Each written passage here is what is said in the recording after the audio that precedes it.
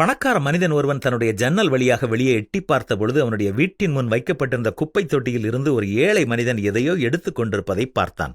உடனே, கடவுளே உமக்கு நன்றி, நான் அவனைப் போல ஏழையாக இல்லையே என்றான். அந்த ஏழை மனிதன் ஏதோ சத்தம் கேட்கிறதே என்று திரும்பி பார்த்த பொழுது உடை இல்லாமல் மனநிலை பாதித்த மனிதன் வந்து கொண்டிருப்பதை பார்த்தான்.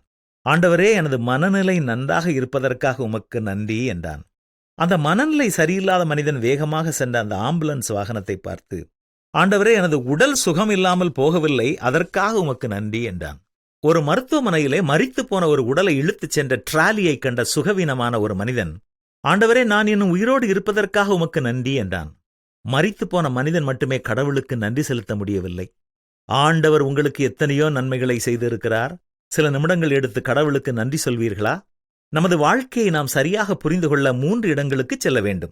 1 மருத்துவமனை, 2வதாக சிறைச்சாலை, 3வதாக கல்லறை தோட்டம். மருத்துவமனைக்கு செல்லும் பொழுது நமக்கு இருக்கும் சுகத்தை தவிர பெரிய செல்வம் எதுவும் இல்லை என்பதை உணர்ந்து கொள்வோம். சிறைச்சாலைக்கு செல்லும் பொழுதுதான் நமக்கு இருக்கும் விடுதலை எவ்வளவு பெரியது என்பதை எண்ணி பார்ப்போம்.